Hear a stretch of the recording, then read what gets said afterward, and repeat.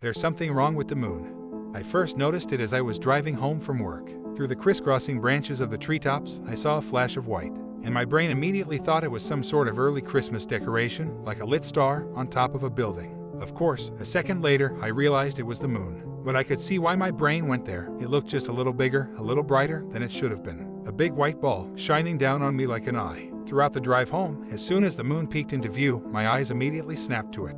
It was jarring, different. As products of evolution, our brains are programmed to notice changes in our surroundings. New things, different things. It's why we notice a speck of dirt on the floor, instead of the dozens of whorls in the wood or the way the carpet fibers push together. Our eyes go to it because it's different. And my eyes kept going to the moon. When I got home, I told my husband, "The moon looks weird." He joined me at the window. We stared up at it together. It was perfectly full, a perfect circle floating in the endless expanse of space. Wait, wasn't it just a crescent moon a few days ago? Rich asked me. Maybe. I pulled out my phone. I searched for a few minutes, and then I found it, a moon calendar. My heart dropped. It's supposed to be a new moon right now. Rich took the phone from me and stared at it. What? We both looked at the calendar. Then I searched for more moon calendars. But they all said the same thing. Tonight was supposed to be a new moon. I started through the house, closing the blinds. Rich followed me. What are you doing? I don't want to see it anymore. I snapped. He stepped back, surprised at my sudden anger. I didn't blame him. I, too, was surprised by how panicked my voice sounded. What if it's some kind of spy weather balloon, or UFO, or something? That's designed to look like the moon, so no one questions it.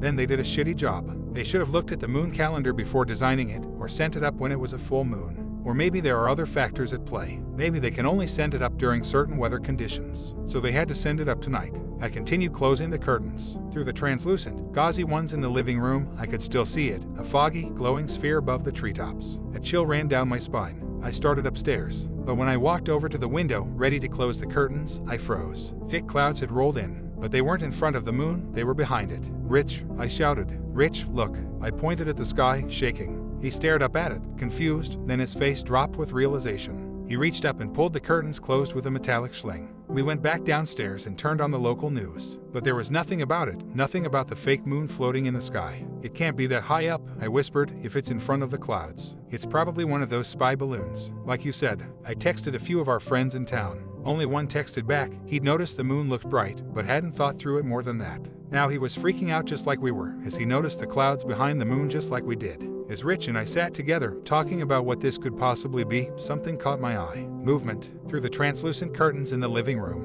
I ran to the window, parted them slightly. I gasped as I watched the moon. Ripple. That was the only way I could describe it. Like the image was some huge piece of cloth, balloon or otherwise, hit with a gust of wind. The craters rippled and shivered. And then the moon went out. As my eyes adjusted to the darkness, I could barely make out a black, circular silhouette floating up in the sky where the moon had been. It floated upwards and disappeared. This was about a week ago. Since nothing else happened, and the balloon or whatever it was didn't reappear, I thought that was the end of it. Whatever it was, it had completed its journey and moved on to other things. But I was wrong, because this morning, I received a text message from an unverified number. It was a photo, an aerial view of our house, taken from maybe 1,000 feet up. Detailed enough that I could make out the half-built garden in our backyard, the chairs on our deck.